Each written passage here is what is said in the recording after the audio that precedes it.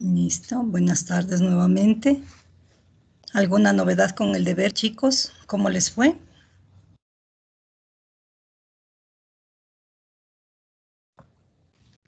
Bien, profe. Bien, profe. Ya, me alegro. Vamos entonces, voy a compartir la pizarrita para avanzar.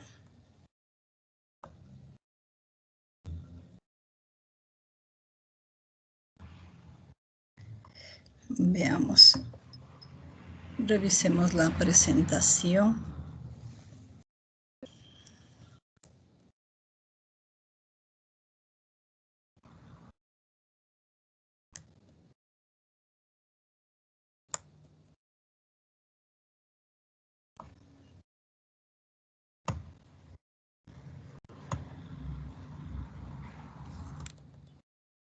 ¿Se observa la presentación, chicos? Sí, profe. Sí, profe. Correcto. Sí, profe. Veamos. Andrea María Sol está en la sala, por favor. Sí, profe. ¿Está en el computador o en el celular? Sí, en una computadora. Ya, fuera tan amable. Deme revisando si alguien levanta la manito. Bueno. Ya, profe. Ya, voy a hacer algunas preguntitas para que participen. Definan enantiómeros.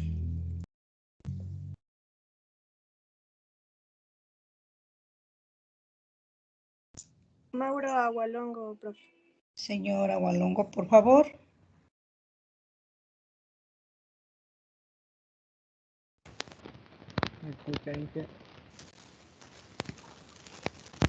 Muy bajito.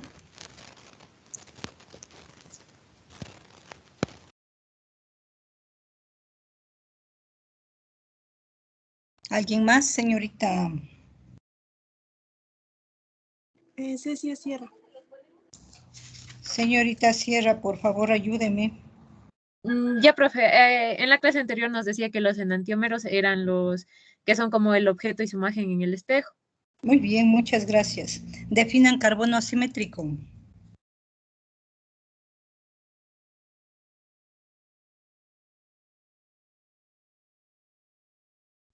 Fausto Medina. Fausto. ¿Qué apellido? Ortiz. Ya, señor Ortiz, por favor. Bueno, decía que el carbono tenía sus 4 sustituyentes enlazado a un carbono. ¿Me falta algo más ahí en esa definición? Podría decir.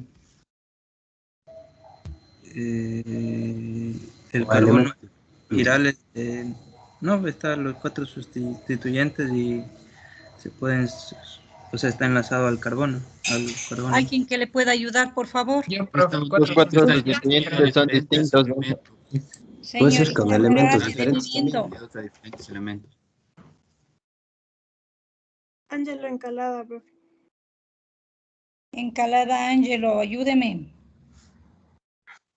Es un carbono que tiene diferentes sustituyentes y debe tener sus 4 enlaces completos.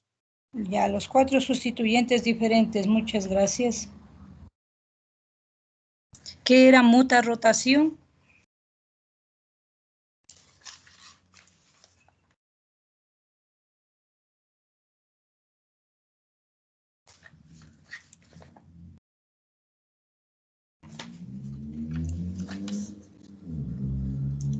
¿Le puedo decir, profe? ¿Perdón? Yo le puedo contestar la pregunta. Señorita Andrade, deme viendo quién levanta la manito. Valladares, Vicky, profe. Por favor, señorita Valladares. Ya decíamos que es la rotación específica de los azúcares cuando están en agua y que esta variaba con el tiempo a un valor constante. Muy bien, ya. Correcto. Y comentábamos también sobre los anómeros. ¿Alguien apuntó definición de anómero? Yo, profe. Levante la manito, por favor. Sí, estamos levantando la mano, pero no va en orden. Entonces, Señorita Andrade, ¿qué pasó? Sí, bro, que están bajando las manos. Ya es la tercera vez. Disculpa que les bajen las manos, y si ya no me digan a mí. A ver, tenemos un problema aquí. Bueno. Vamos a ir resolviendo. Vamos a ir resolviendo los problemas. Ya, un minutito. Un minutito. Vamos a ver. Si es un problema con quienes no colaboran. Sí, es un problema, chicos. Caramba.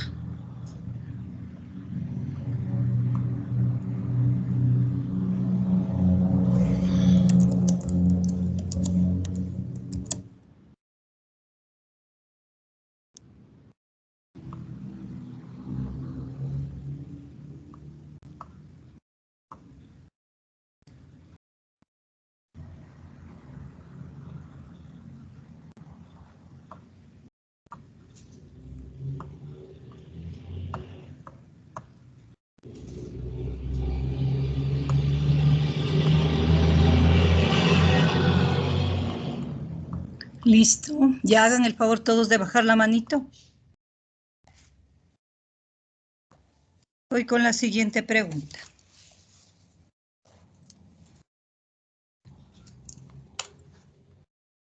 Señor Valdivieso, la mano.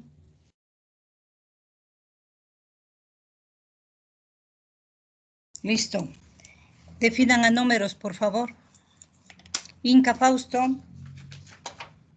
Ya, Inge, los anúmeros son los compuestos que se diferencian solo por la posición del OH del carbono numérico. Eso es todo. Muy bien, bajen la manito. Tienen que ayudarme, ¿ya? Bajen la manito rapidito y sigo haciendo las preguntas, ¿de acuerdo?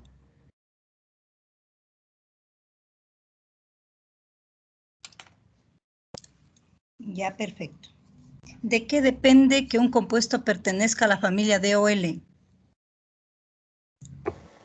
Elian Ramírez. De la posición del OH, ingeniero. ¿Cuál OH? Completemos la definición, señor Ramírez. Porque tengo muchos grupos hidroxilo yo. Ajá, sí, pero del OH del último carbono hidrato. Del carbono asimétrico más alejado del grupo funcional. Gracias.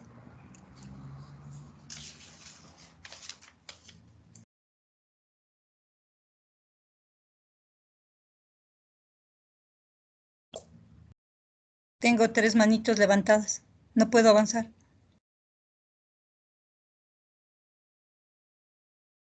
¿Cómo calculo el número de isómeros? Marca toma Jenny. Se calculaba con la fórmula 2 elevado a la n, donde n era el número de carbonos asimétricos. Muy bien, muchas gracias. Ya, vamos a avanzar un poquito, que tenemos algunas cosas por conversar hoy. Listo. ¿Sí se observa la diapositiva, chicos? Sí, profe. Ya, correcto. Tenemos entonces acá que la explicación de algunas de las propiedades que tienen los carbohidratos las explicamos por la formación de los hemiacetales. Para que se formen los hemiacetales necesitamos nosotros un aldehído más un alcohol. Ahora bien, tenemos nosotros acá la de glucosa y sus formas anoméricas, que son la alfa de glucosa y la beta de glucosa. Vamos a aprender cómo podemos nosotros obtener estos anómeros o estructuras cíclicas de los carbohidratos. Y para esto va a formarse un hemiacetal entre el carbono número 1, donde tenemos, o carbono anomérico, donde tenemos el grupo funcional aldehído, y el grupo hidroxilo del carbono número 5. ¿Y por qué con este grupo hidroxilo? Pues porque al formarse el ciclo, tenemos nosotros un anillo de 6 átomos.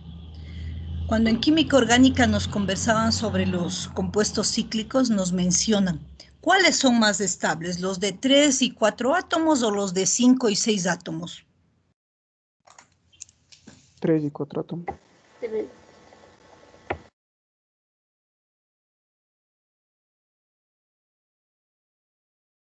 Los de 5 y 6 átomos son los más estables, jóvenes.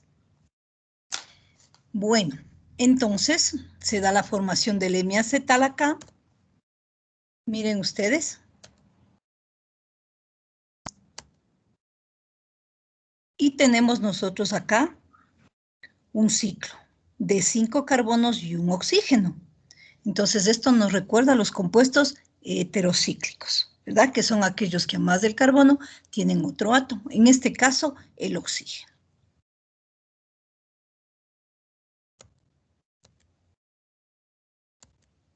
Tenemos nosotros ahí la formación de este hemiacetal. Y a partir de él nosotros podemos obtener esta estructura que es muy característica de los compuestos. Entonces la base es este anillo, miren, 5 carbonos y un oxígeno. Para colocar los grupos hidroxilo, tenemos nosotros que considerar algunas reglas. La primera, estas estructuras les vamos a conocer como de Fischer y estas estructuras como proyecciones de Howard. Entonces las reglitas son, la primera, los grupos hidroxilo que estén a la derecha en Fischer van a colocarse hacia abajo en Howard. Los grupos hidroxilo que estén a la izquierda en Fischer van a colocarse hacia arriba en Howard. Otra reglita, el grupo terminal CH2OH va a ubicarse hacia arriba si pertenece a la familia D y hacia abajo si pertenece a la familia L. Entonces, con esas reglitas, nosotros podemos pasar de estas estructuras lineales de Fischer a estas proyecciones de Howard. Es lo que observamos en esta simulación. Entonces voy a colocar, permítame un minutito, prendo esta tableta, ya. Ahora sí. Tenemos entonces carbono 1, 2, 3, 4, 5 y 6. Carbono 1, 2, 3, 4, 5 y 6. Ya. Si el grupo terminal está hacia arriba, les decía, pertenece a la familia D. Ahora, en el carbono número 1, el grupo hidroxilo está a la izquierda, en Fischer. En Howard va hacia arriba. En el carbono 2, el grupo hidroxilo está a la derecha en Fischer, va hacia abajo en Howard. En el 3, grupo hidroxilo a la izquierda en Fischer, va hacia arriba en Howard. En el 4, grupo hidroxilo a la derecha, va hacia abajo en Howard. Es así como pasamos de estas estructuras cíclicas a de estas estructuras lineales a estas estructuras cíclicas. ¿Alguna pregunta hasta ahí, chicos? Ingeniero, disculpe, ¿podría volver a repetir las reglas? Claro que sí. La primera. Grupos hidroxilo a la derecha en Fischer van hacia abajo en Howard.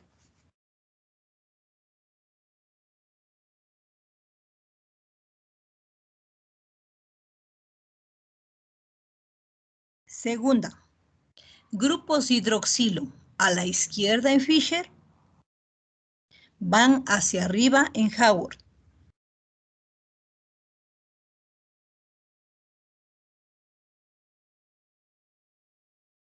El grupo terminal, CH2OH, va hacia arriba si pertenece a la familia D y va hacia abajo si pertenece a la familia L.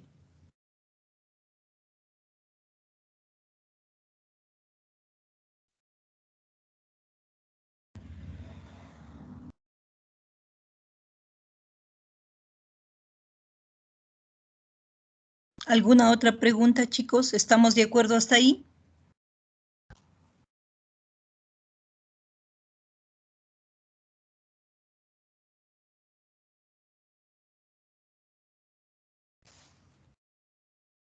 Lo mismo sucede en el caso de las cetosas.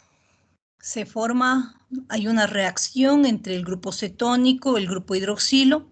Ahora tenemos nosotros el grupo cetónico en el carbono número 2. reacciona con el grupo hidroxilo del carbono número 5. Tenemos la formación ahora del hemicetal y la estructura base es este anillo, 4 carbonos y un oxígeno. Y lo relacionamos con el furano. Luego aplicamos las reglitas que hemos conversado, pero siempre considerando que este grupo CH2OH es el terminal. El que se encuentra en la parte superior no lo podemos considerar como terminal, porque está sobre el carbono anomérico, que es el carbono número 2 para las cetosas. Y de ahí lo que hacemos es seguir las reglitas que habíamos conversado hace un momentito y tendríamos nosotros ya estas estructuras cíclicas para las cetosas. Ahora sí, me voy a pasar a la pizarrita para hacer algunos ejemplos. Señorita Yangari Cintia, ¿necesita preguntarme algo? No, que se me quedó levantada la mano. Correcto.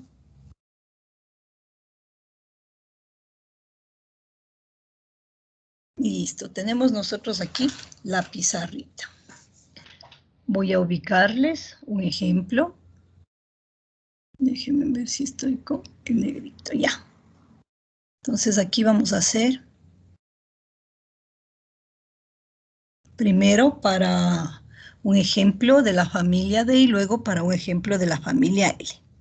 3, 4, 5, 6. Ustedes ya tienen, ya conocen los nombres, ¿verdad? Revisen, por favor, cuál es el nombre de este monosacárido.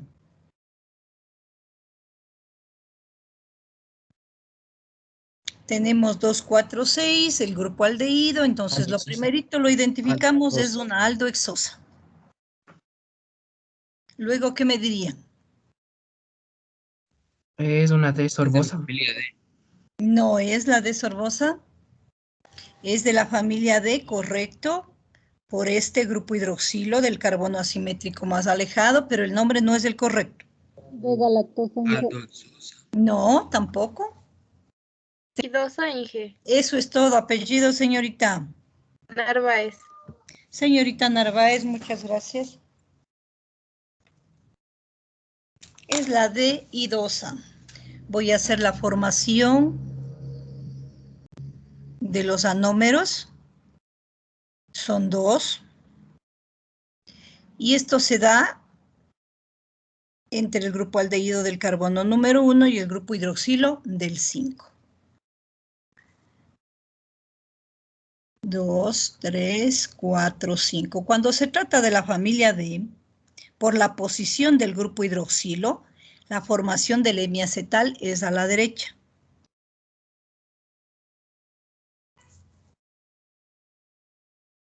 Tenemos que en el carbono anomérico, en el 1 el grupo hidroxilo va a la derecha y en el otro va a la izquierda. Y el resto lo que hacemos es copiar igualito, nada más. Hidrógeno OH, hidrógeno OH, hidrógeno OH y el hidrógeno. De igual forma acá, hidrógeno OH, OH hidrógeno y el hidrógeno. Aquí tengo un hemiacetal y acá el otro hemiacetal. ¿Ya? Cuando en el hemiacetal el grupo hidroxilo está a la derecha, se le conoce como hemiacetal alfa. Y cuando está a la izquierda, se le conoce como hemiacetal beta. Pero esto siempre y cuando pertenezca el monosacárido a la familia D.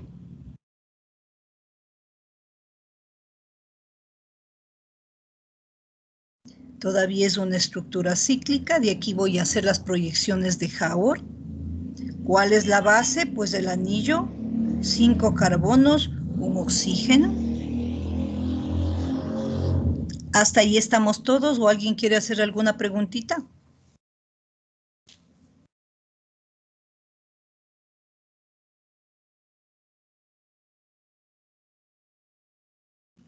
Profe, ¿podría repetir lo de alfa y beta? Claro que sí. Tenemos nosotros que si el monosacárido pertenece a la familia D y observamos el hemiacetal y este tiene el grupo hidroxilo a la derecha, se llama alfa, del carbono anomérico, ¿no? O carbono número 1. Si el grupo hidroxilo del carbono anomérico está hacia la izquierda, es beta. Entonces, de ahí viene la definición que alguien comentaba sobre anómeros,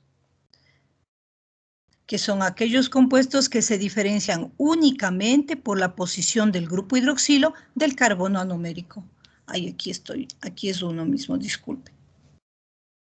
Aquí es uno. ¿Ya? ¿Alguna otra pregunta?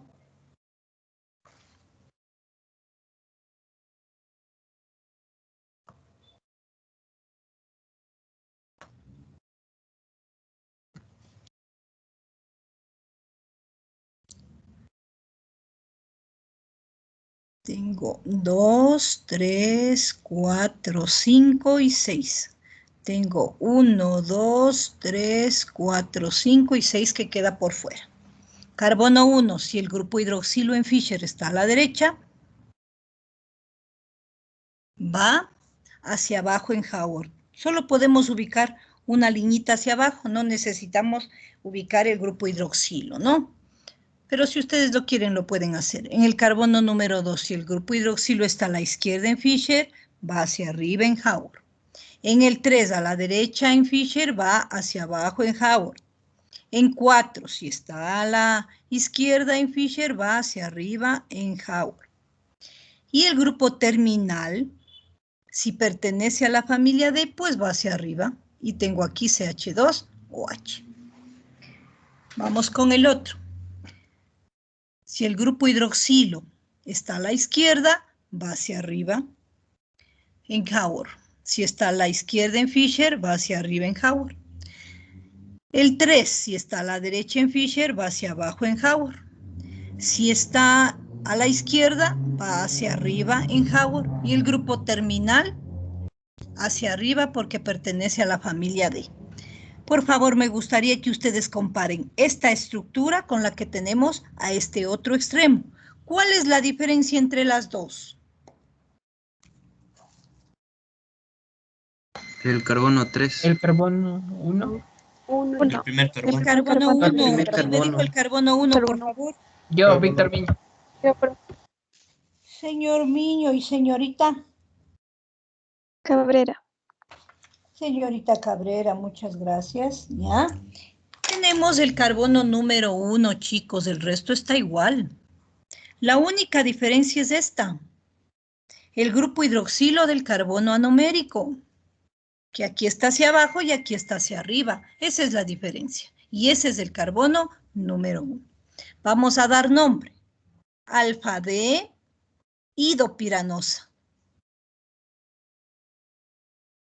Y el de acá es beta D, idopiranosa.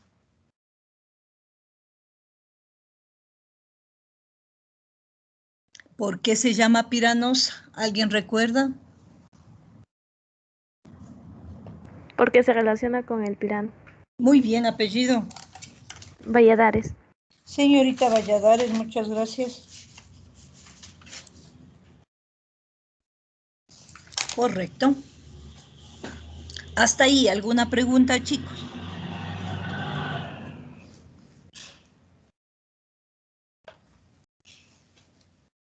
Correcto, pasamos a la siguiente.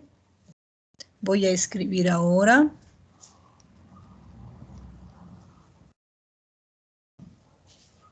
Un monosacárido de la familia L. 3, 4, 5, 6.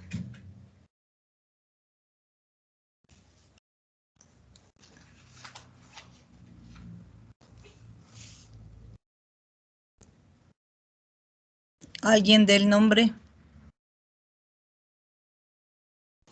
Altrosa. Glucosa.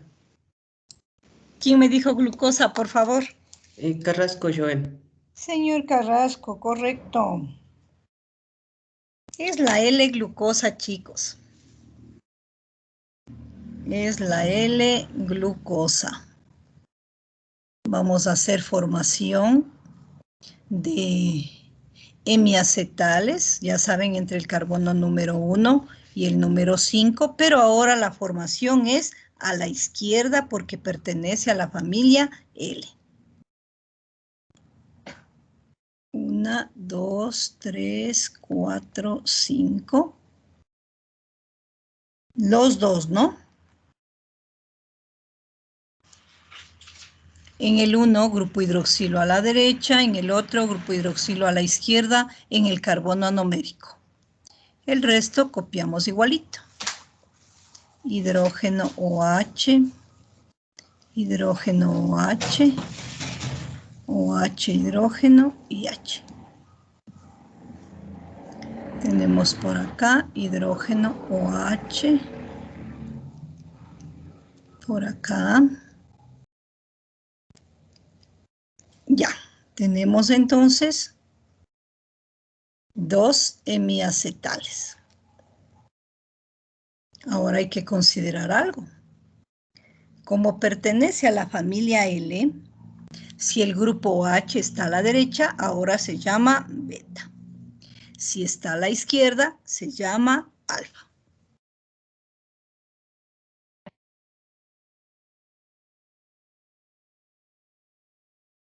Para las proyecciones de Haworth se mantiene la base, que es un anillo, 5 carbonos, un oxígeno. Las reglas no cambian.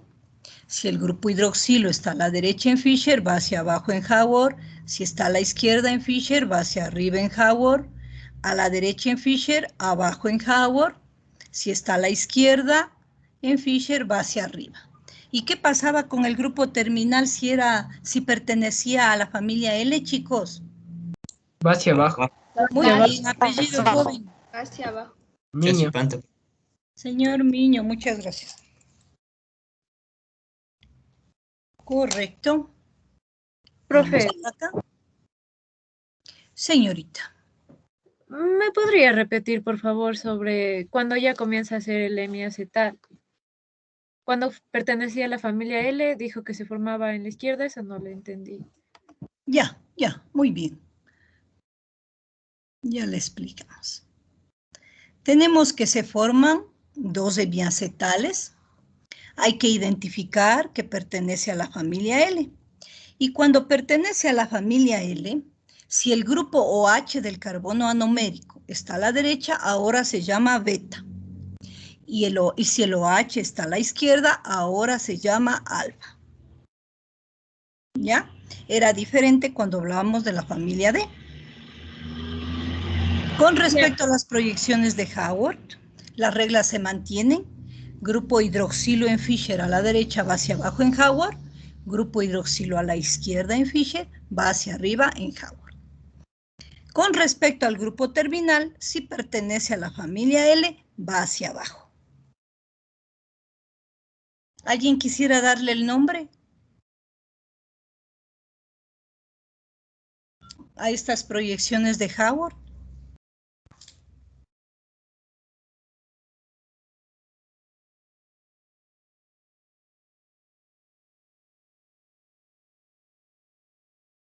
Muy bien. Beta L, glucopiranosa. Y la otra es alfa L, glucopiranosa. Y eso es todo. Profe. Señorita. Dijo que nos fijábamos en el hemiacetal en el OH, pero yo les veo a los dos iguales. ¿O en cuál? En el último, dijo. Para dar el nombre al hemiacetal, señorita. Sí, para darles el nombre de alfa y beta. Es que... Solo consideramos el carbono asimétrico, señorita. O sea, el carbono número 1. Solo la posición del OH del carbono anomérico. Ya, profe, ahí sí ya le entendí. Ya, correcto. Vamos de una vez ubicando acá un debercito, porque esto se logra haciendo ejercicios, no hay otra forma. Entonces, vamos a ver. Deber. Primera pregunta. Realizar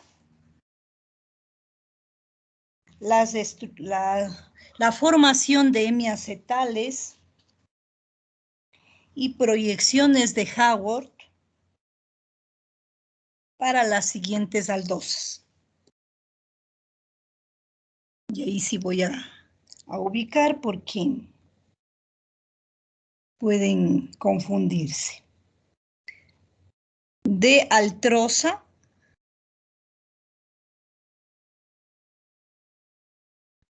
de manosa,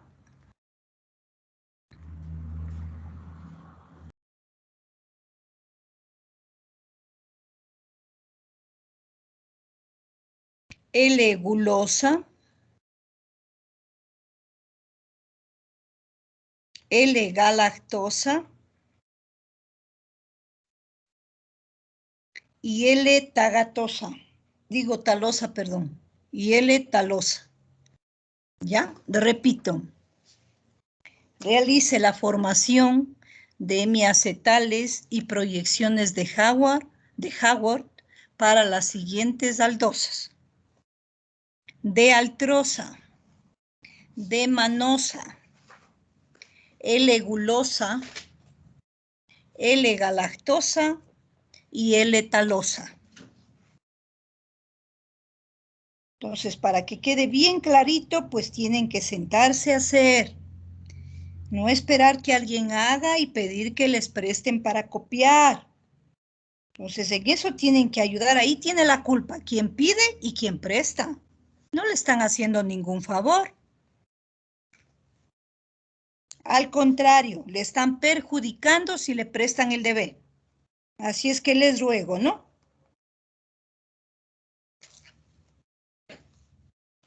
Profe, Joven, díganme.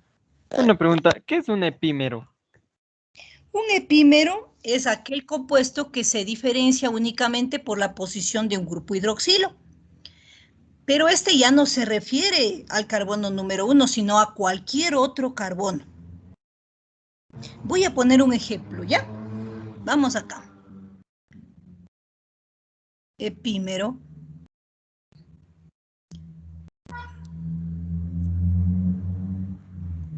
Esta es la de glucosa. Y voy a poner yo otro acá. Esta es la de galactosa. Los dos son epímeros. Les pregunto, ¿cuál es la diferencia en esas dos estructuras? La posición del hidróxido. La posición de los OH. La posición de los OH. Pero yo quiero que sean más específicos. Tengo muchos grupos OH. Carbono 4. No. ¿Pero de qué número, mis chicos? 2, carbono. Del carbono 4. El carbono 4. Esa es la forma, muy bien. ¿Quién es usted, joven? Oliver Chango. Oliver, ¿qué apellido? Chango. Señor Chango, exactamente. La diferencia entre la de glucosa y la de galactosa es la posición del grupo hidroxilo del carbono número 4. Es así como lo tienen que expresar. Miren, si observan el resto es igualito. OH, OH, OH, OH. Aquí derecha, izquierda. Y acá derecha. La única diferencia entre los dos es este grupo OH. Del carbono número 4. Entonces, la de glucosa y la de galactosa son epímeros. ¿Está claro con respecto a la pregunta, mi joven? Yo le agradezco que más bien me recuerda que me parece que eso no les comenté. Sí, pero bueno, estamos a tiempo. ¿Alguna otra inquietud, mis jóvenes?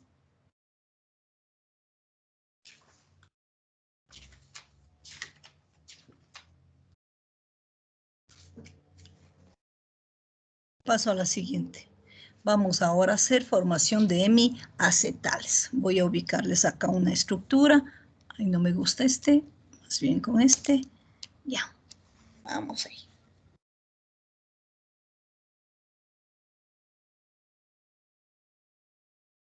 3, 4, 5, 6.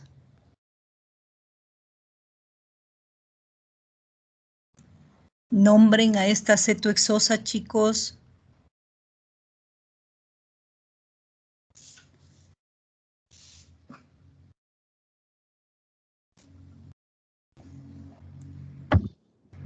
Desorbosa. Eso es todo. Desorbosa. La formación de los hemicetales es ahora entre el grupo carbonilo del carbono número 2 y el grupo hidroxilo del número 5.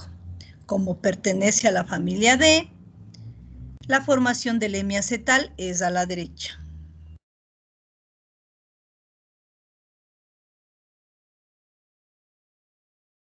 Dos, 3, 4, 5.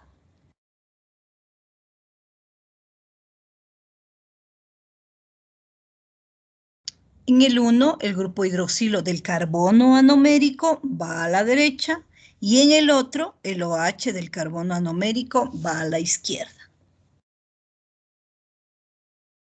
¿Cómo explicamos esto? Pues recordando la ecuación de formación de los hemiacetales, que lo revisamos en una de las tutorías.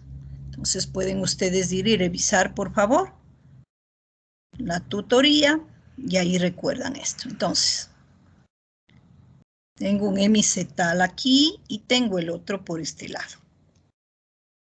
Como pertenece a la familia D, si el OH del carbono anomérico está a la derecha, se llama alfa.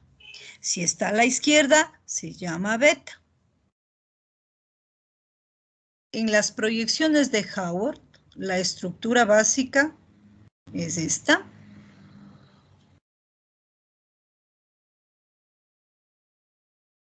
Es un anillo de 4 carbonos, un oxígeno, que nos recuerda al furano. Vamos entonces con nuestras reglitas, que ya las conocemos. 5 y 6. Tengo aquí 2, 3, 4 y 5. En el carbono número 2, grupo hidroxilo a la derecha. En Fischer va hacia abajo en Howard. ¿Qué me queda hacia arriba? El grupo CH2OH. ¿Alguien quería preguntar algo?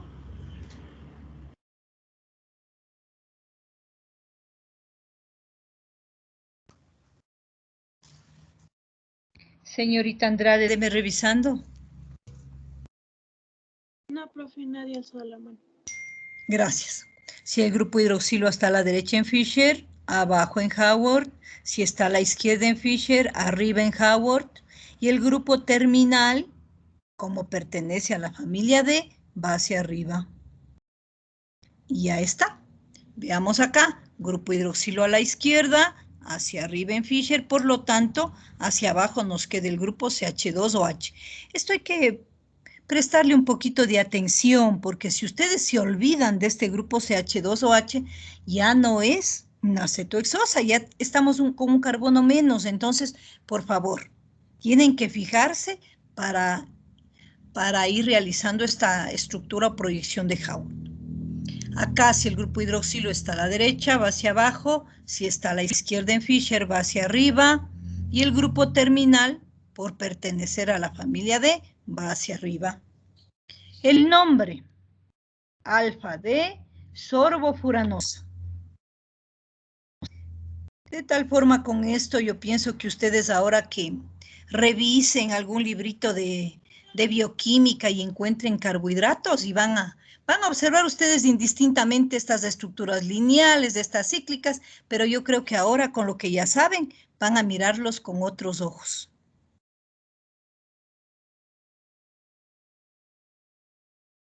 Acá, beta D, sorbofuranosa. ¿Pregunta alguna, chicos?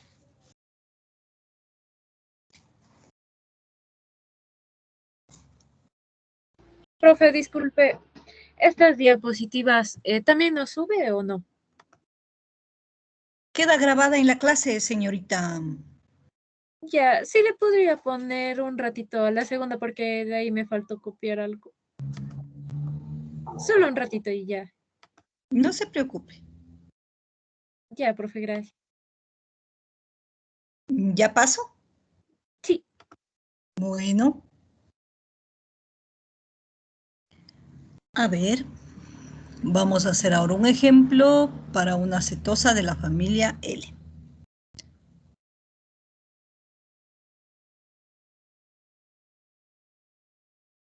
Dos, 3, 4, 5, 6.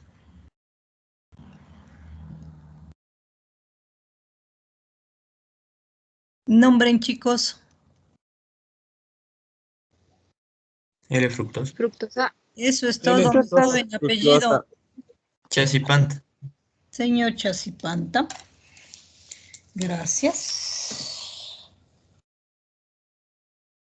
Correcto. Tenemos la L-fructosa. Vamos a hacer la formación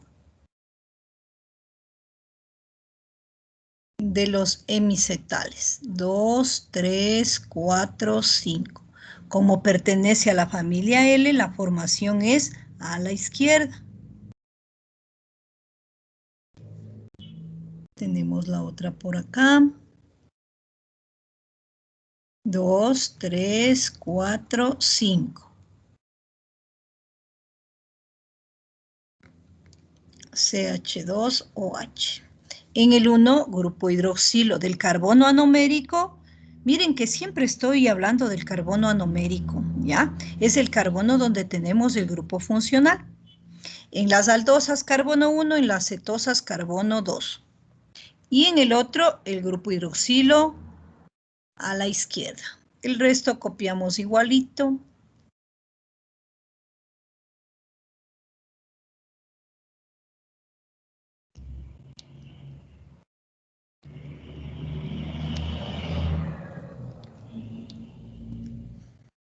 Ya, entonces tenemos aquí hemicetal y el otro hemicetal a este lado. Como pertenece a la familia L, si el grupo OH está a la derecha, se llama beta. Si está a la izquierda, se llama alfa.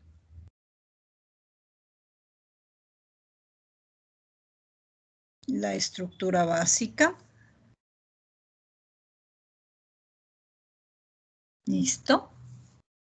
Tenemos, si el grupo hidroxilo está a la derecha, va hacia abajo, y por lo tanto hacia arriba nos queda el grupo CH2OH. Si está a la derecha en Fischer, abajo en Haworth, si está a la izquierda en Fischer, arriba en Haworth, y el grupo terminal, cuando pertenece a la familia L, ¿dónde iba? Hacia abajo, profe. Hacia abajo, apellido joven. Cantos, Wilson. Señor Cantos. ¿Cantos me dijo? Sí, profe. Ya, mi joven, ya. Cantos. O sea, sí lo tengo. Sí está. Ya, correcto. Bueno, tenemos acá grupo hidroxilo a la izquierda, hacia arriba en Haworth, y el grupo, no es este terminal, disculpen, y el grupo CH2OH hacia abajo. Luego hidroxilo a la derecha en Fischer, abajo en Haworth. A la izquierda en Fischer, arriba. Y el grupo terminal hacia abajo. OH. Nombren. Beta L fructofuranosa. Eso es todo, apellido, señorita. Manitio. L fructofuranosa. Alfa. Alfa L fructosa furanosa. Fructofuranosa. Fructofuranosa. Ya nos ayudó la señorita Manitio. Muy bien, correcto. Preguntas, chicos.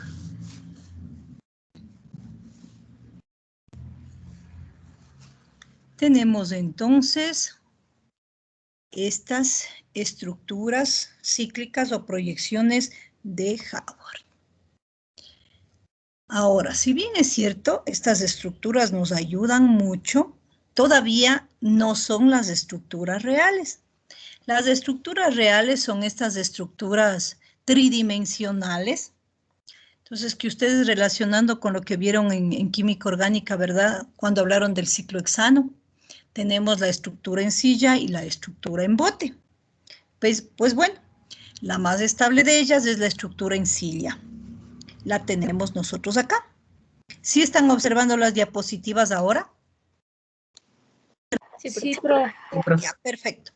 Es muy fácil pasar de estas estructuras de Haworth a estas estructuras tridimensionales. Lo único que tenemos que acordarnos es cómo hacer, ¿no es cierto?, este dibujito. Déjenme ver que estoy haciendo travesuras aquí. Solo tenemos que acordarnos de esta base estructural en silla, nada más. De ahí el resto, los OHs que están hacia abajo en Haworth pasan hacia abajo en la tridimensional. Los que están arriba pasan hacia arriba. Eso es todo. Entonces, ¿qué tenemos? Aquí, abajo, abajo, arriba, abajo y el grupo CH2OH. Y me está faltando aquí mi famoso oxígeno. Entonces, así facilito podemos cambiar de estas estructuras a estas tridimensionales. La diferencia, pues, también es que ya no hablamos de arriba abajo, sino tenemos que hablar de posición axial y de posición ecuatorial. Axial cuando están hacia abajo, ecuatorial cuando están hacia arriba. Eso es lo que tenemos nosotros acá.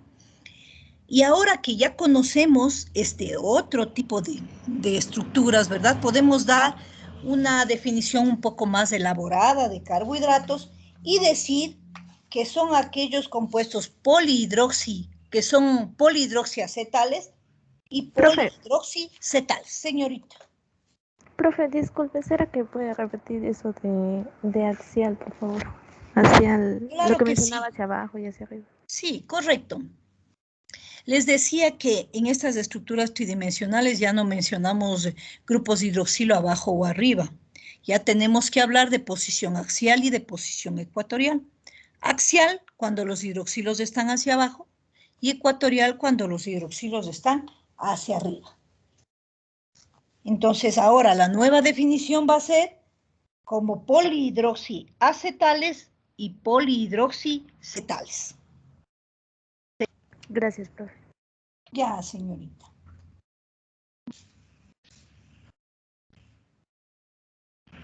Ahora bien. Profe, disculpe, ¿podría repetir la definición, por favor?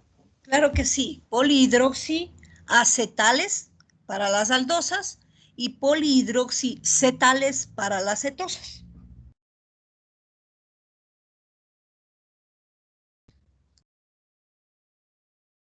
Como ya conocemos estas, ahora ya saben ustedes que existen estructuras de Fisher, proyecciones de Haworth, estructuras tridimensionales, entonces ahora ustedes van a revisar los libros y repito, ya lo harán con otros ojos, porque indistintamente los autores utilizan cualquiera de las tres cuando hablan de carbohidratos.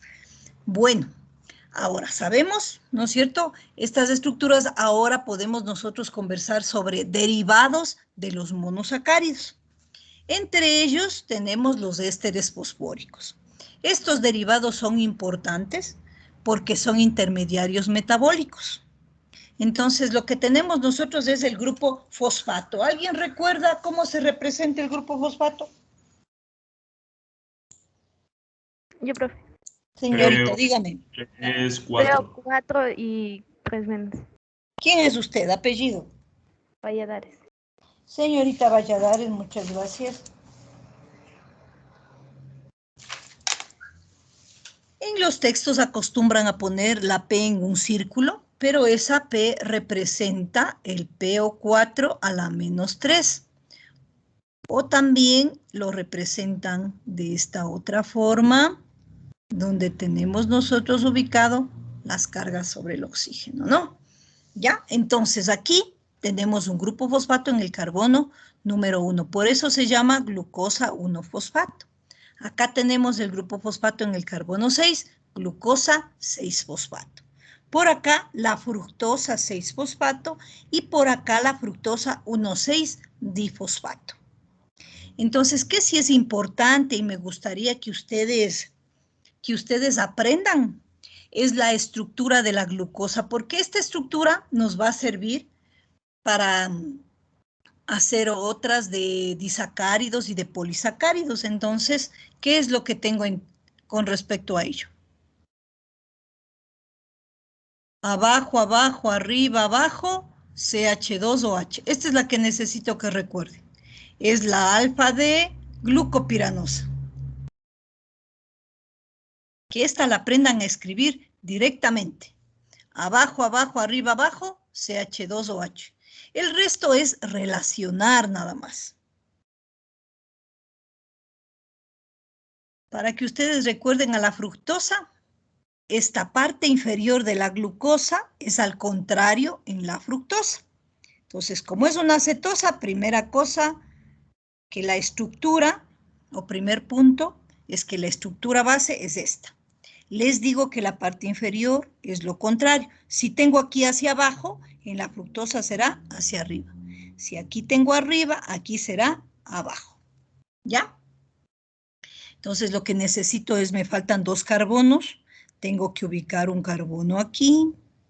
Tengo que ubicar otro carbono acá. Y el grupo hidroxilo del carbono anomérico. Y eso es todo. Ya tengo acá la alfa de fructofuranosa. Entonces, la primera de pronto sí tienen que aprenderse así de memoria, ¿no?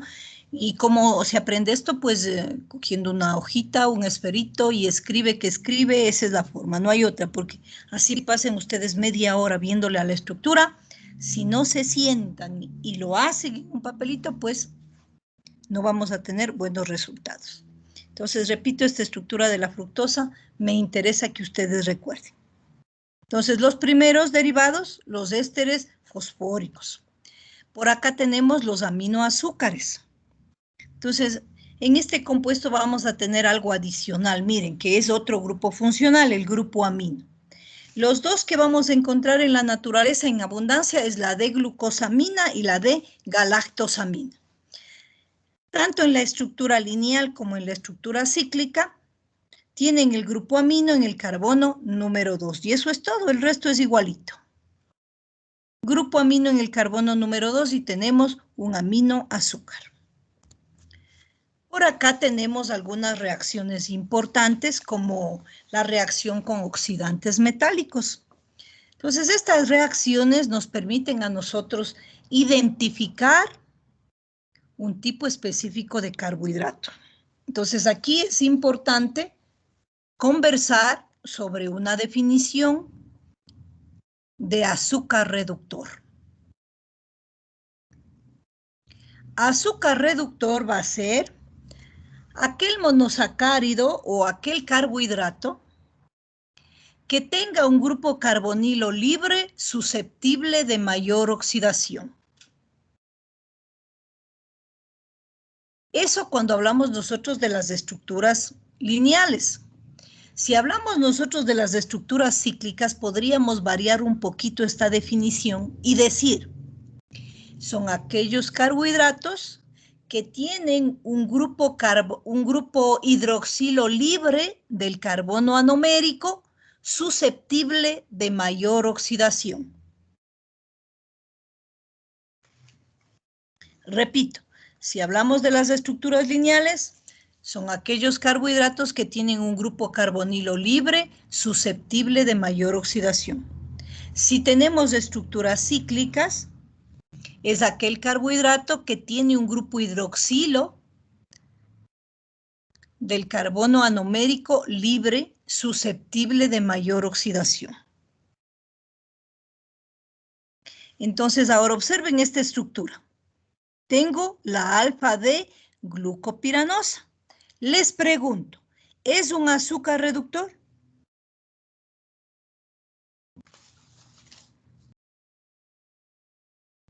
Señora Walema Darwin, ¿qué le parece? ¿Es o no es un azúcar reductor? Sí. ¿Por qué?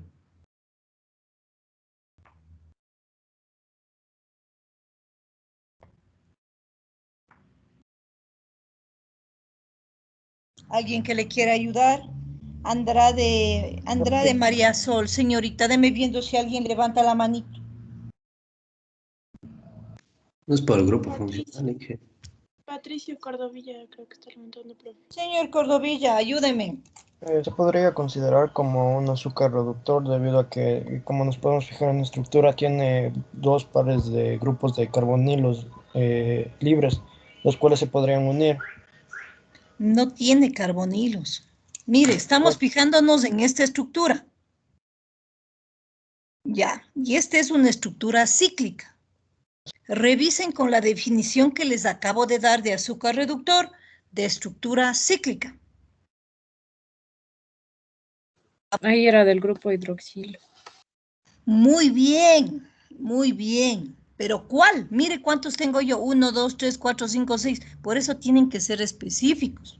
Del carbono anomérico. Exactamente, ya ven, viéndolo en conjunto, ya pueden ustedes definir. Entonces, esta, la alfa-D-glucopiranosa, sí es un azúcar reductor porque tiene un OH libre del carbono anomérico, susceptible de mayor oxidación. ¿Estamos de acuerdo? Sí, profe. Ya, muy bien, ahora. Podemos identificar azúcares reductores a través de la pruebita de Fehling, de la pruebita de Benedict. Entonces, en estos dos reactivos tenemos la presencia del ion cúprico, ¿ya? En el caso del reactivo de Benedict, aquí hay un complejo cuprocitrato soluble. En el caso de Fehling tenemos Fehling A y Fehling B. De pronto habrán escuchado ustedes estos reactivos en alguna otra asignatura, como biología, por ejemplo. Entonces, ahí ya tenemos que la base es que estos reactivos sirven para identificar azúcares reductores. ¿Ya? Entonces, esta es una reacción de oxidación-reducción. ¿Qué quiere decir? Que un compuesto se tiene que oxidar y otro compuesto se tiene que reducir. El que se oxida es el carbohidrato y nos da como resultado un azúcar ácido. Miren ustedes que tengo aquí el grupo carboxilo. Entonces, este es el grupo hidroxilo del carbono anomérico susceptible de mayor oxidación. Entonces, miren, tenemos acá un grupo carboxilo. El ion cúprico pasa a ion cuproso en forma de óxido cuproso, que es lo que tenemos acá. Y es lo que vamos a observar nosotros en el laboratorio, ¿no es cierto? En la práctica de laboratorio, la formación de este compuesto que algunos autores le dicen rojo ladrillo, otros le dicen anaranjado. Entonces, si hay la presencia de esta coloración, tenemos azúcar reductor. Si se queda del color del reactivo, que es azulito, pues no tenemos azúcar reductor. ¿Está clara esta partecita, chicos?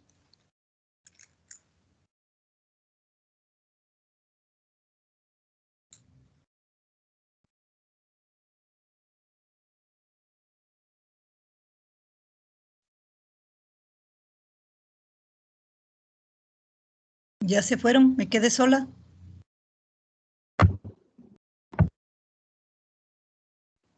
Profe, yo no lo entendí muy bien. Ya, correcto. Voy a repetir.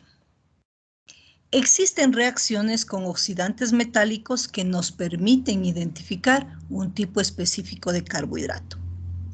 Estamos hablando de la reacción de Fehling y también de la reacción de Benedict. Los dos nos permiten identificar azúcares reductores. Entonces, para esto necesitamos recordar que es un azúcar reductor.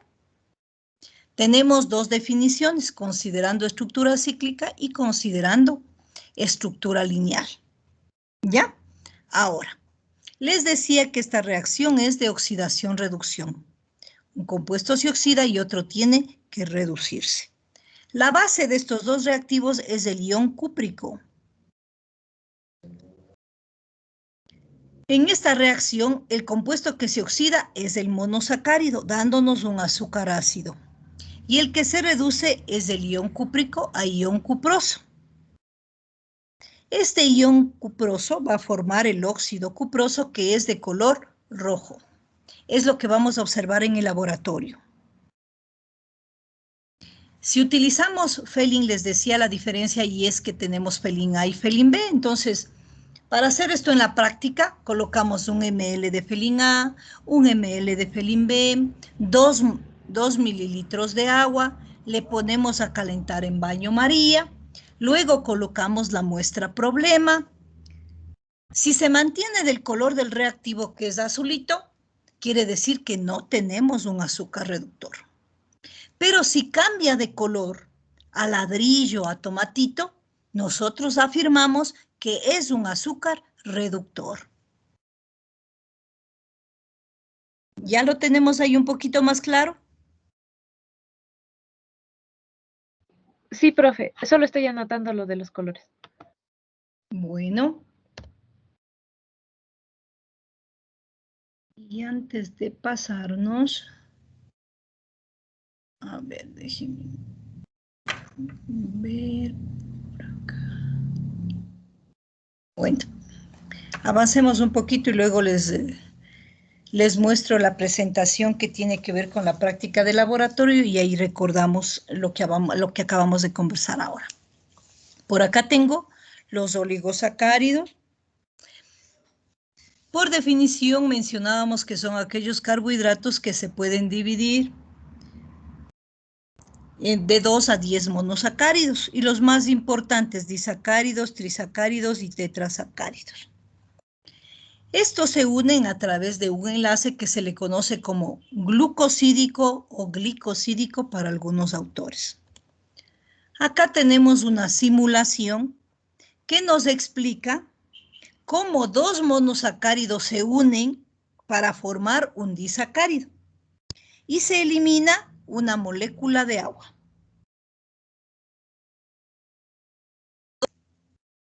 Este enlace glucosídico podríamos relacionarle nosotros con un grupo funcional. ¿Con cuál grupo funcional creen ustedes?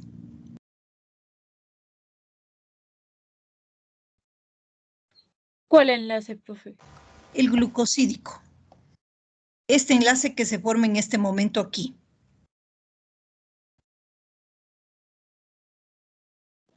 Un grupo hidroxilo, tal vez. Epóxido. No. Son éter. Eso es todo. Apellido, señorita. Valladares. Señorita Valladares, muchas gracias. Es con un éter, ROR. Bueno, tenemos ejemplos de disacáridos por acá. Tenemos la maltosa. Este es un disacárido formado por 2 unidades de glucosa. Aquí tenemos nosotros el enlace glucosídico. A este se le conoce como enlace alfa. Por acá tenemos otro disacárido, la lactosa, que está formado de glucosa y galactosa. Aquí tenemos otro enlace glucosídico, pero a este se le conoce como beta.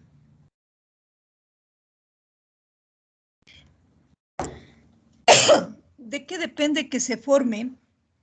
Disculpe, el enlace alfa o beta es de la posición de los grupos hidroxilo que van a dar lugar a este enlace.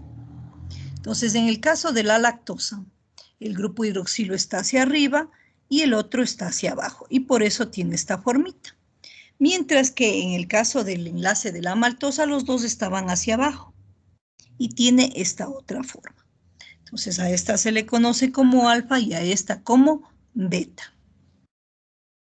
Por acá tenemos la sacarosa, que es un disacárido que está formado por glucosa y fructosa. Entonces el enlace no lo vamos a llamar ni alfa ni beta, simplemente es el enlace 1,2. El enlace 1,2, algunos autores para no confundirnos, lo que indican es posición del grupo H. Entonces el grupo H de la glucosa está en posición alfa y el grupo H de la glucosa está en posición beta. Entonces por eso el nombre es alfa beta 1,2.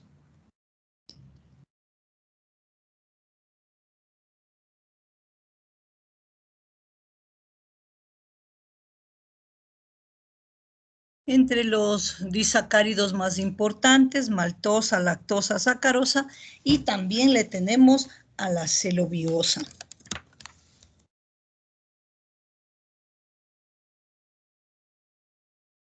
Ya sabemos que son aquellos que están formados por 2 unidades de monosacárido, que el enlace es glucosídico, que si nosotros hidrolizamos, sea de forma química, ¿no es cierto?, en medio ácido y medio básico, o sea de forma enzimática, vamos a obtener como resultado 2 monosacáridos.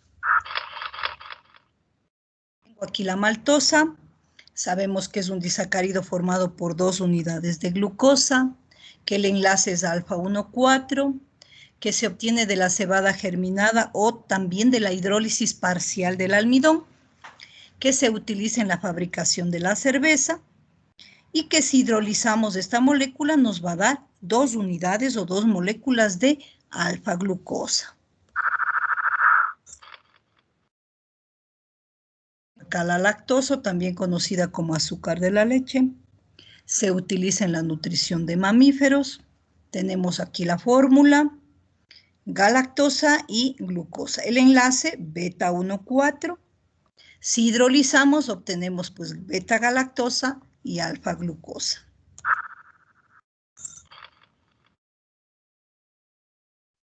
Otro disacárido, la sacarosa, es conocida como el azúcar común, se obtiene a partir de la caña de azúcar y de la piña. Esta es una importante fuente de glucosa. Esta es la forma correcta de escribir la estructura de la sacarosa. Generalmente cuando hacemos una consulta en el internet, nos la ubican de forma lineal, las 2 estructuras, y confunden al momento de ubicar el enlace. La unión se da entre el grupo hidroxilo del carbono, ¿no es cierto?, anomérico, que está en posición alfa, y el grupo hidroxilo en beta de la fructosa. Entonces, si hidrolizamos, obtenemos alfa-glucosa y beta-2 fructosa. Profe. Señorita. ¿También se puede obtener la sacarosa de la remolacha o no? Sí, también. También. Ya, ahora, si nosotros observamos la estructura de los disacáridos, bueno, no me regresaré. Quedémonos aquí. Tenemos la estructura de la sacarosa y de la trealosa. Estos 2 disacáridos son no reductores. Es decir, que si yo le hago la pruebita de Fehling o la pruebita de Benedig a una solución de sacarosa, me va a dar negativo. Si yo le hago cualquiera de estas 2 pruebitas a una solución de trealosa, me va a dar negativo. ¿Ya? Ahora, observando las estructuras, ¿por qué diríamos que son disacáridos no reductores?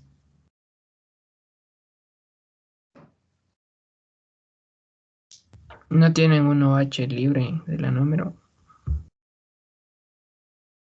Del carbono anomérico. ¿Quién es usted, joven? Víctor Miño. Señor Miño, muchas gracias. Si observamos las estructuras, miren, en la glucosa el carbono anomérico es este, en la fructosa el carbono anomérico es este, y los grupos hidroxilos están comprometidos en este enlace, no tiene un grupo hidroxilo libre, por lo tanto es un disacárido no reductor. Si observamos acá la trealosa, está formada por 2 unidades de glucosa. El enlace aquí es alfa 1, 1'. Tengo acá 1, 2, 3, 4, 5 y 6. Y tengo por acá 1, 2, 3, 4, 5 y 6. El grupo hidroxilo de los carbonos anoméricos están comprometidos en este enlace. Por lo tanto, no tiene carbono, es un azúcar no reductor. Entonces, es importante observar los grupos de hidroxilo del carbono anomérico. ¿De acuerdo, chicos? Sí, profe. Muy bien. Tenemos aquí una tablita que nos explica una forma simplificada de escribir la estructura de estos disacáridos. La sacarosa, por ejemplo, dice acá, es la alfa de glucopiranosil 1,2, beta de fructofuranosa. GLC ya habíamos dicho que representa glucosa. La P viene de pirano, FRU de fructosa, F de furanosa. La primera parte del disacárido lo vamos a nombrar como un radical con la terminación -il. Y la última sí con el nombre completo. Vamos a ver otra. La maltosa, alfa D, glucopiranosil 1,4D, glucopiranosa. Intentemos con la galactosa, señorita Hualongo Yolanda. Sí, profe.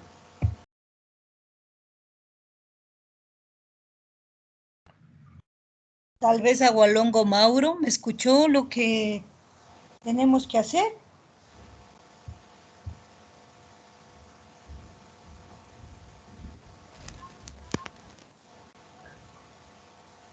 Señorita Andrade, deme viendo si alguien quiere participar.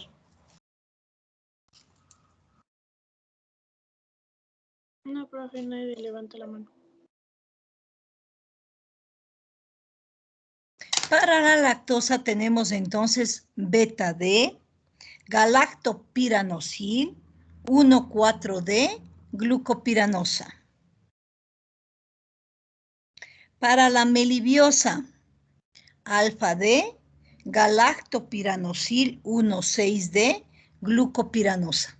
Eso es lo que quiere decir esta representación simplificada de la estructura de estos disacáridos. En la segunda columna menciona la fuente, dónde la pueden localizar, ¿verdad? O cómo pueden obtener este tipo de compuestos. En el caso de la maltosa dice hidrólisis, aquí hay que completar hidrólisis parcial del almidón. Porque si realizamos hidrólisis total del almidón, lo que obtenemos es unidades de glucosa. Aquí la estructura de un trisacárido, recuerden ustedes que es aquel que está formado por 3 monosacáridos. Y mencionábamos galactosa, glucosa y fructosa. Aquí los enlaces glucosídicos.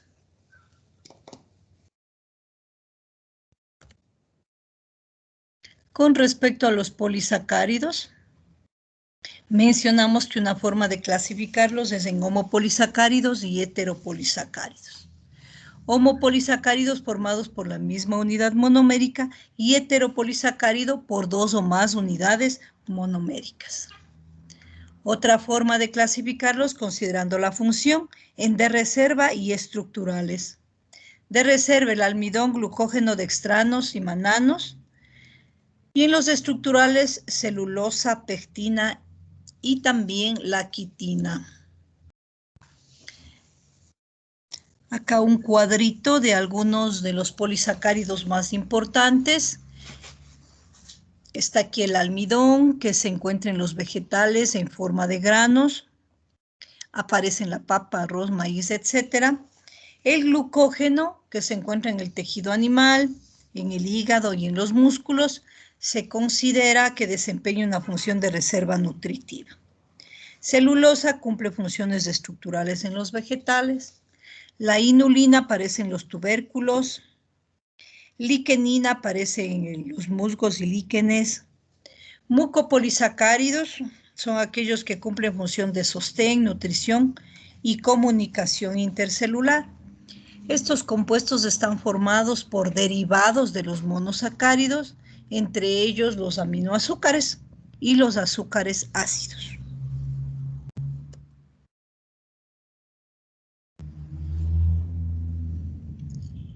En esta diapositiva podemos recordar, de pronto algunos hicieron esta práctica en el laboratorio, cuando les indicaban sobre el uso del microscopio. ahí es común que utilicen esta experiencia, ¿no es cierto? Entonces observan los gránulos del almidón, del trigo, la avena, del poroto, etc. Entonces, ahora nosotros lo vamos a relacionar con los carbohidratos, ¿verdad? Tenemos nosotros dos formas cuando hablamos del almidón. La primera es la amilosa y la segunda es la amilopectina. En las estructuras que observamos acá, la amilosa presenta una estructura lineal, pero que puede encontrarse con una estructura helicoidal. Y en la amilopectina, en cambio, es una estructura ramificada que también puede adquirir estructura helicoidal.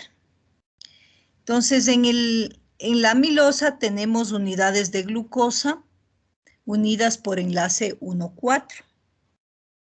Mientras que en la amilopectina, a más de este enlace 1,4, también podemos tener enlaces 1,6 que le da lugar a esta ramificación. Acá otra forma de escribir la amilosa, miren ahora con estructuras tridimensionales y el enlace sigue siendo 1,4. Y acá para recordarnos que encontramos almidón en las papas. Y aquí la amilosa, tenemos estructuras de glucosa, miren ustedes abajo arriba, abajo arriba, abajo arriba y los enlaces 1,4. Esta representación que tenemos a los extremos se refiere o nos indica que son muchas unidades de glucosa. En la parte inferior, otra forma de representarlo, donde tenemos nosotros al centro, entre corchetes, que esta estructura se repite n veces. Por acá la amilopectina, decíamos, es una estructura ramificada. También está formada por glucosas, pero a más de los enlaces 1,4 también tiene enlaces 1,6.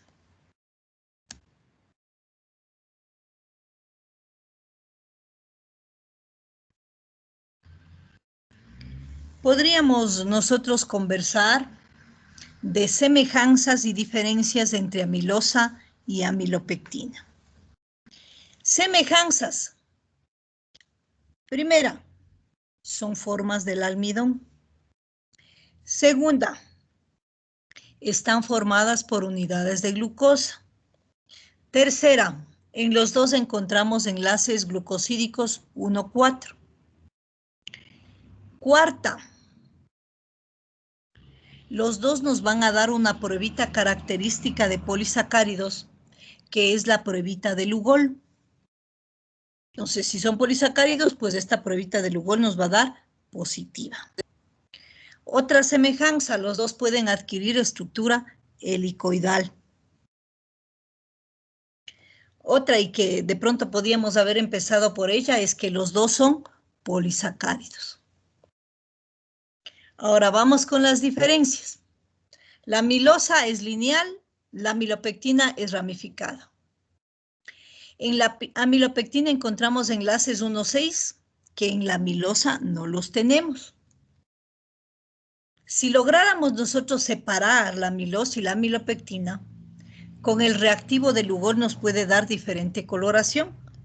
La amilosa azul-violeta y la amilopectina roja. Roja-violeta. Podemos hablar de otra diferencia en cuanto al peso molecular. La amilosa tiene de algunos millares hasta 500.000, mientras que la amilopectina tiene un peso molecular mayor. Hablamos de más o menos 100 millones.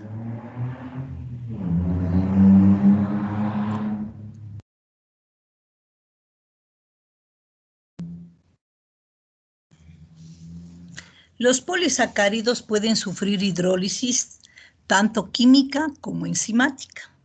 La hidrólisis química pues es en medio ácido o en medio básico. La hidrólisis enzimática pues utiliza enzimas. En el caso de la amilosa que solo tiene enlaces 1,4, podemos nosotros utilizar las amilasas, que pueden ser alfa o beta, y actúan sobre los enlaces, repito, 1,4. Entonces, con estas dos enzimas podemos realizar la hidrólisis de la amilosa. Si tenemos, en cambio, amilopectina, necesitaríamos de otra enzima que logre romper los enlaces 1,4. Y ahí aparece la alfa 1,4 glucosidasa. Entonces, de forma sencillita hablamos de alfa-amilasa, beta-amilasa y 1,6 glucosidasa. Pero podríamos nosotros hablar sobre los nombres un poco más complejos, como alfa 1,4 glucán, 4-glucano hidrolasa. Alfa 1,4 glucán, maltohidrolasa. O la alfa 1,6 glucán, 6-glucano hidrolasa. Pero como observan ya se complica un poquito más, ¿no es cierto? Entonces más bien recordemos alfa-amilasa, beta-amilasa y 1,6 glucosidasa. Ya, podemos nosotros salir por un momentito de acá. Vamos a dirigirnos a nuestra aulita virtual. Déjenme ver si lo tengo abierto.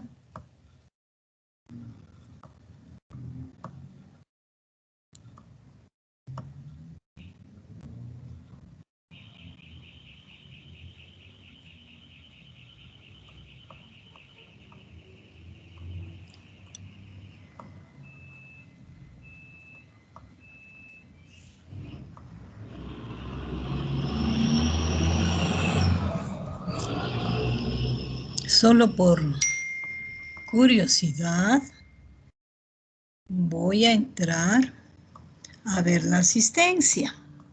Se supone que a este punto ya no tengo que recordarles, porque ya todos habrán ubicado su asistencia. Veamos.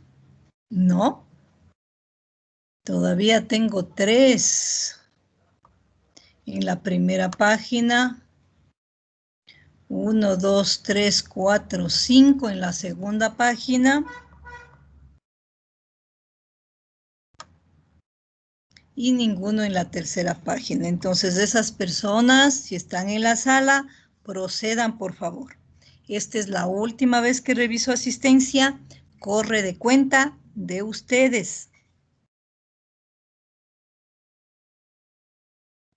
El día de mañana tenemos nosotros la clase asincrónica. A ver, déjenme, me paso donde ustedes. Cambiar a rol, estudiante. Si alguien ya se fijó, en la cartelera tienen las indicaciones. Entonces ingresamos acá. Tenemos clase 9, bioquímica ambiental asincrónica. Primero, observar los videos sobre carbohidratos y monosacáridos y contestar las preguntas correspondientes hasta las 21 horas de mañana. 3. Revisar la guía de la práctica número 1. La vamos a revisar ahora juntos, pero ustedes pueden revisarla nuevamente. Luego observar el video, proceden a tomar anotaciones y luego se reúnen con los compañeros para elaborar el informe. Les decía, hasta 4 personas pueden reunirse para hacer el informe de la práctica de laboratorio. ¿Ya? Entonces, elaboran el informe y todos subimos todo a la aulita virtual. Este informe tienen que presentarlo hasta el día miércoles 17 de noviembre, 21 horas. ¿Alguna pregunta con respecto a esto?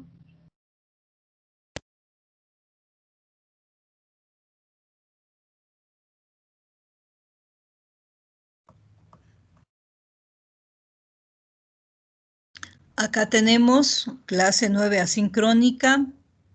Está el video sobre carbohidratos y contestar las preguntas. Video sobre monosacáridos y contestar las preguntas. Luego tenemos acá la guía de la práctica de laboratorio número 1. Pero antecitos vamos a ver esta presentación de la práctica número 1. ¿Sí se observa?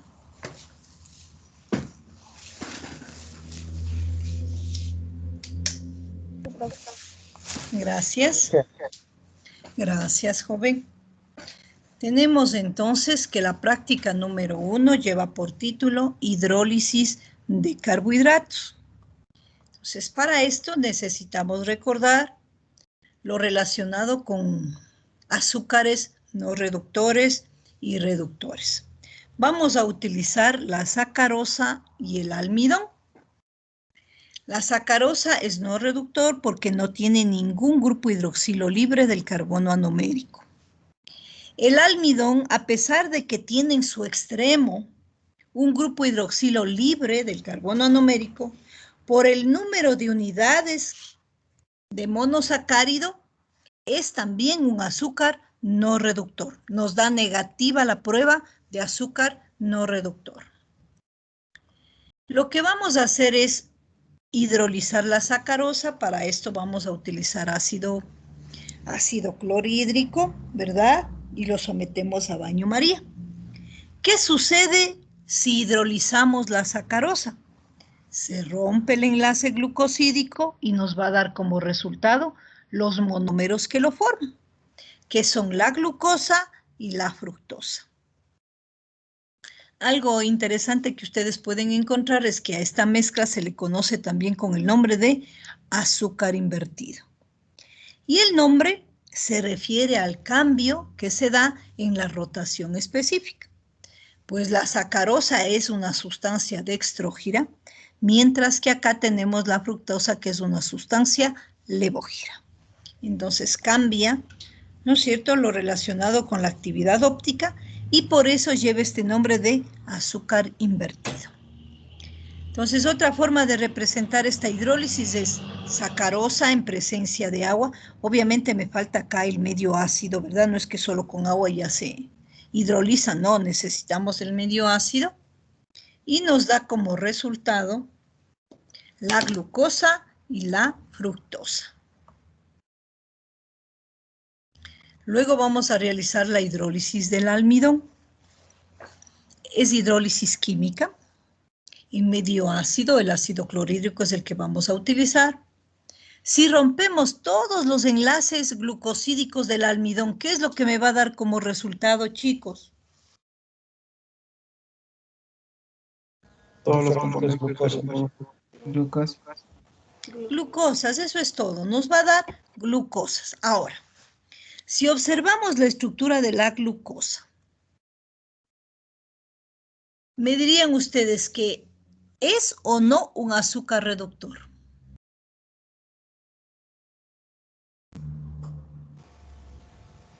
No.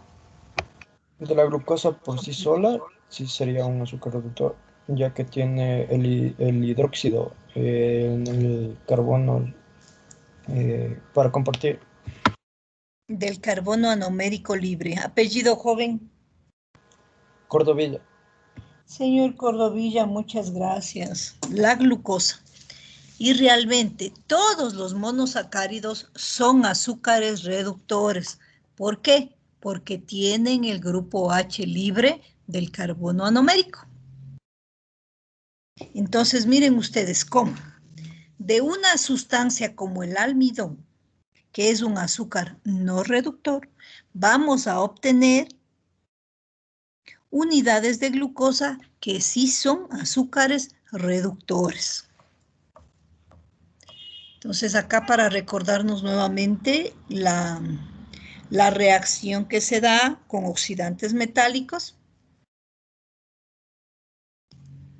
Y es la misma representación para la prueba de Fehling o para la prueba de Benedict.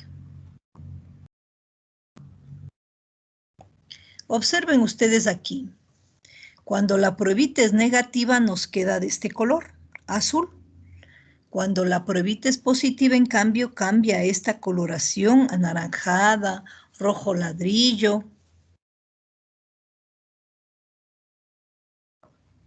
Entonces, a través de estas pruebitas identificamos azúcares reductores. La base, el ion cobre, que es el que se reduce. Y por otro lado tenemos el azúcar, que es la que se oxida, ¿no? Entonces, miren, del monosacárido obtenemos un ácido o azúcar ácido. y el ion cúprico pasa a ion cuproso. ¿De qué forma? Pues a través del óxido cuproso, que es de color rojo, que es lo que nosotros vamos a observar en la práctica de laboratorio. Entonces, miren ustedes, felin positivo cambia esta coloración, felin negativo se mantiene la coloración del reactivo. Tenemos en estos tubitos de ensayo por acá muestras de glucosa, maltosa, lactosa, sacarosa y almidón. Vamos a realizar la pruebita de felin. Colocamos el reactivo y luego lo llevamos a baño María y obtenemos estos resultados. ¿Quién me quiere decir o quién me quiere explicar estos resultados o qué significan estos resultados? La glucosa, la malbosa y la lactosa son azúcares reductores. Señorita Andrade, deme viendo la manito. Ana Guamán está primera, profe. Señorita Guamán, dígame. Bueno, la coloración media rojiza significa que es un azúcar reductor y de coloración azul significa que es un azúcar no reductor. Ya, por lo tanto, de acuerdo a lo que vemos, ¿qué me dice?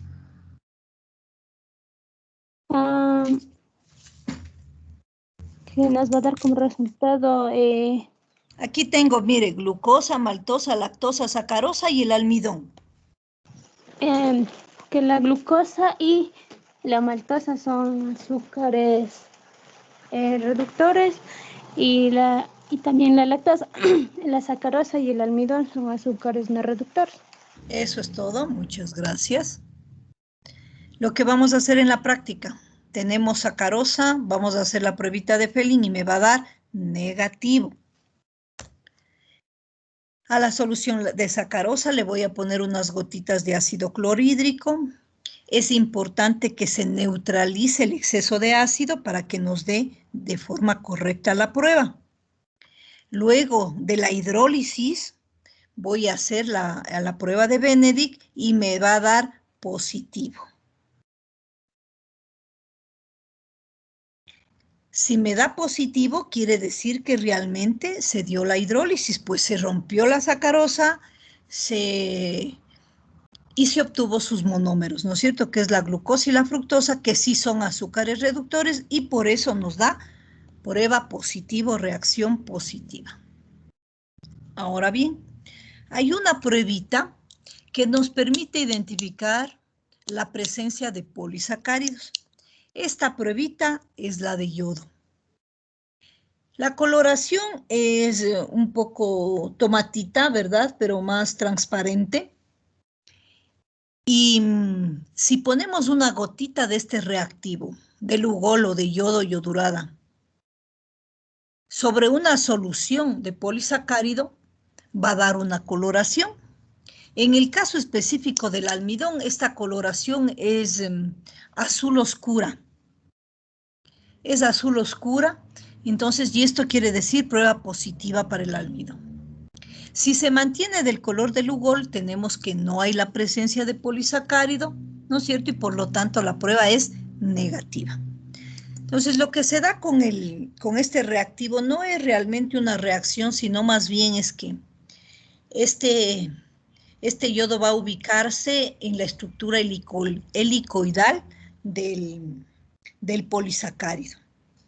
Entonces, y nos da esta coloración. Si hacemos la pruebita de yodo o de Lugol para la glucosa, lactosa y sacarosa, ¿cuál creen ustedes que va a ser el resultado? ¿Positivo o negativo? Para la glucosa sería negativo, para la lactosa sería positivo y para la sacarosa sería también negativo. Para las tres es negativo, mijo. Para la glucosa, lactosa y sacarosa es negativo porque no son polisacáridos. Para la única que me va a dar positiva va a ser para el almidón. Entonces tengo acá la muestra, si ubicamos el reactivo, es reacción positiva cuando cambia una coloración, realmente es azul oscura. más que lila. Entonces, si aquí tengo yo, miren, soluciones de glucosa, maltosa, lactosa, sacarosa y almidón, voy en cada uno de ellos a colocar una gotita de Lugol y tengo estos resultados. ¿Qué me dicen estos resultados, chicos?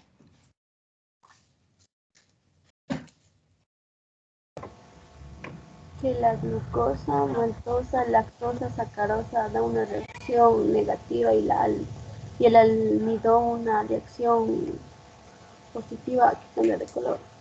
Correcto, apellido. Agualongo Yolanda.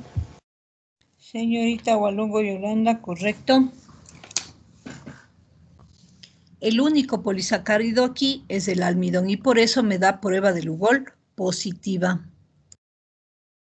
¿Qué vamos a hacer en el laboratorio?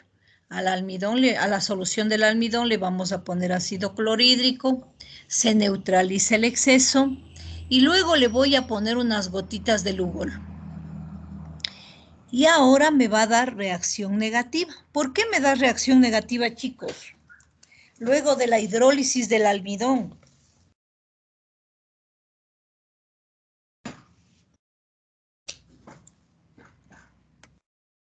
Porque tiene unidades ¿Por qué? monoméricas de glucosa. ¿Por qué? Porque tiene unidades monoméricas de glucosa.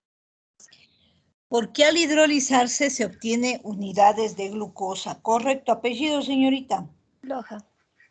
Señorita Loja, muy bien. Correcto. Ya, y eso es lo que tenemos en la presentación de la práctica número 1.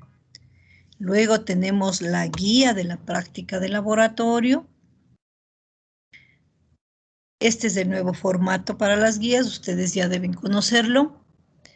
El objetivo dice hidrolizar carbohidratos utilizando ácido clorhídrico para evidenciar la presencia de unidades monoméricas por medio de reacciones específicas. En el informe que van a presentar ustedes, este sería el objetivo general.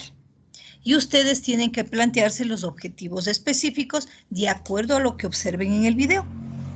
Entonces, la metodología, observar el video relacionado con la práctica de laboratorio y anotar las observaciones. Tenemos los materiales y los reactivos, luego el procedimiento. Para la hidrólisis del almidón, se coloca en un tubo de ensayo 3 mililitros de la solución del almidón, se añade 1 ml de la solución de ácido clorhídrico y se hierve en baño María cuidadosamente. Para la prueba de Lugol, dice, con una pipeta se remueven unas gotas de la solución del almidón y por otro lado, gotas de la solución hidrolizada del almidón. Se mezcla por separado con una gota de Lugol en la cajita Petri y se observan los resultados. Entonces ahí ustedes van a notar esta coloración azul que les comento yo, que es prueba positiva para Lugol. Luego en la prueba de Fehling, tenemos que utilizar 3 tubos y utilizaremos, miren, menciona el Fehling A y el Fehling B. Entonces, ahí tenemos prueba positiva. Prueba negativa, perdón, para la solución sola del almidón. Luego del proceso de hidrólisis, ahí tenemos nosotros la diferencia, porque ahí habrá, pues, la pruebita ya va a ser positiva.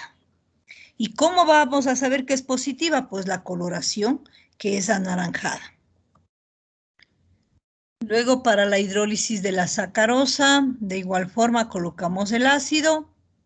Importante neutralizar el exceso de ácido y observamos la coloración. Luego las actividades que hay que desarrollar, solo para recordarles, pues hay que observar y reconocer equipos, tomar y recolectar datos, ordenar estos, luego ubicar un cuadrito de resultados. En todos los informes hay resultados, sean estos positivos o negativos. Hay que hacer una pequeña interpretación de estos resultados luego del cuadro. Luego realizar las observaciones, elaborar el informe, llegando a acuerdos en cuanto a conclusiones. Y es importante la bibliografía. Bueno, ya vamos a comentar de eso un poquito. Y como resultados de esta práctica, ¿qué tenemos? identificación de polisacáridos, identificación de azúcares reductores y la verificación de proceso de hidrólisis. Hasta ahí la guía de la práctica de laboratorio. Vamos nuevamente, y ya me salí del aulita virtual. Ya aquí tienen ustedes práctica de laboratorio número 1 y tenemos el video.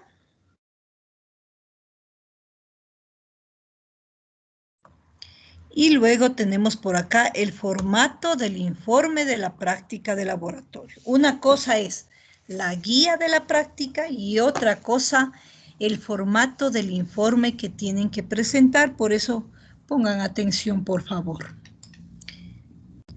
Tenemos datos, ¿verdad? Relacionados con la facultad, la carrera.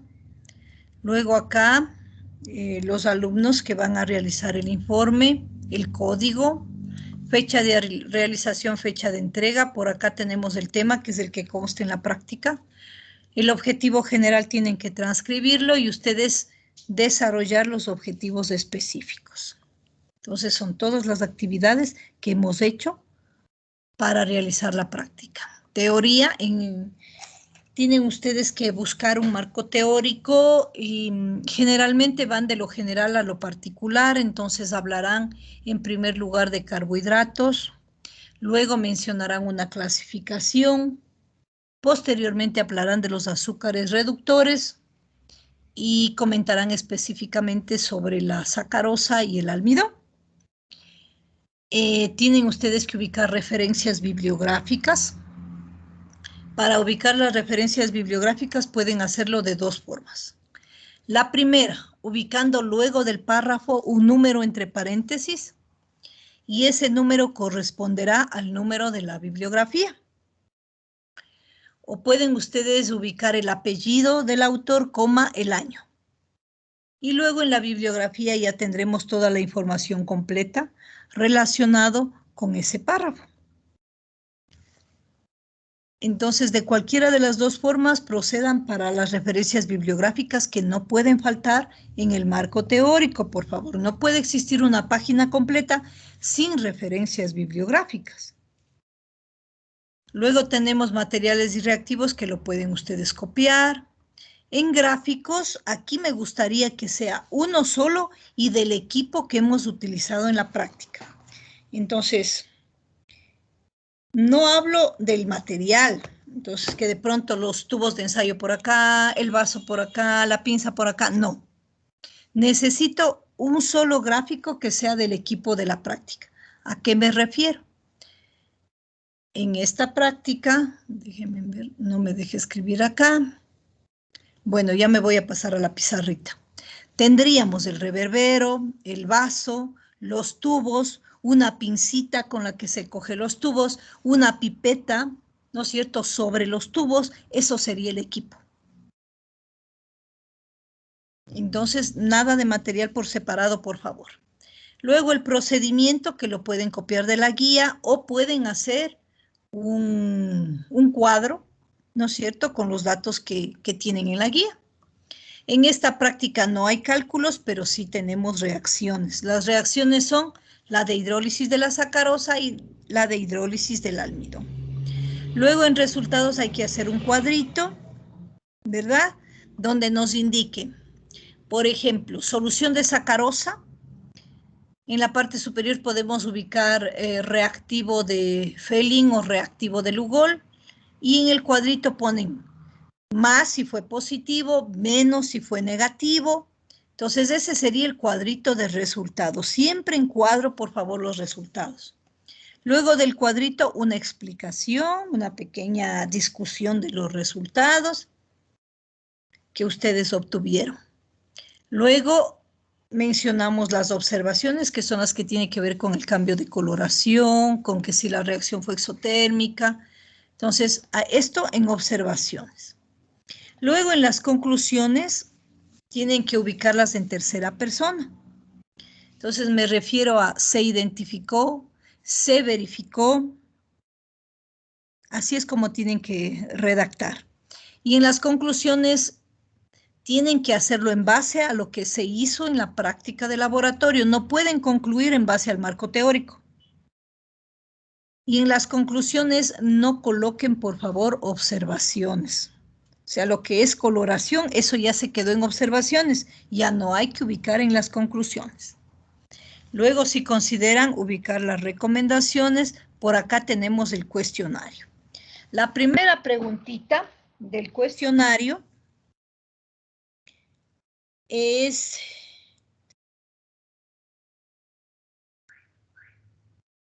Déjenme ubicar la primera preguntita para el informe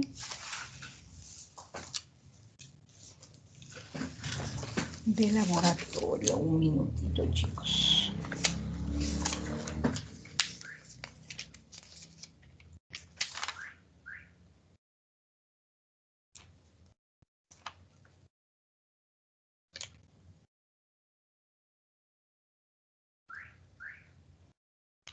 Defina azúcar reductor.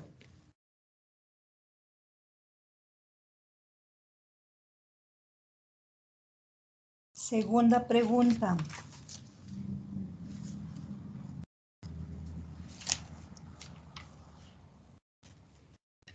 Indique el fundamento de la pruebita de Fehling.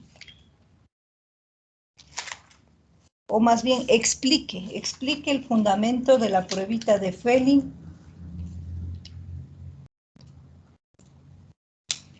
Y tercero, explique el fundamento de la prueba de Lugol. Esas tres preguntitas en cuestionario.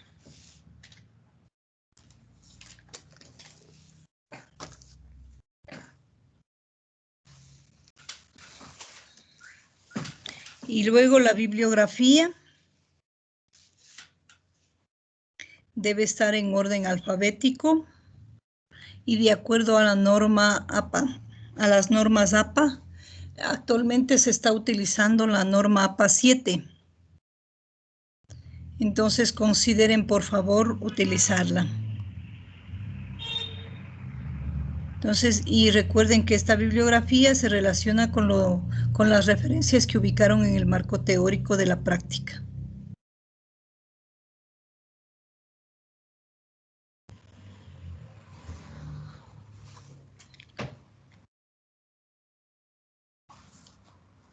Esto con respecto al formato del informe de laboratorio, chicos. ¿Preguntas?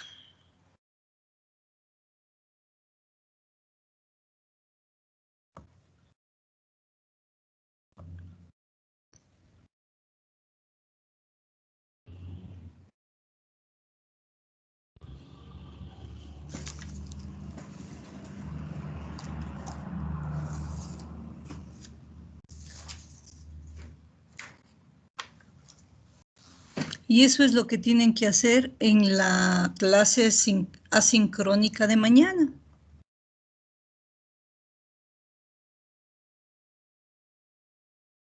¿Alguna inquietud, chicos?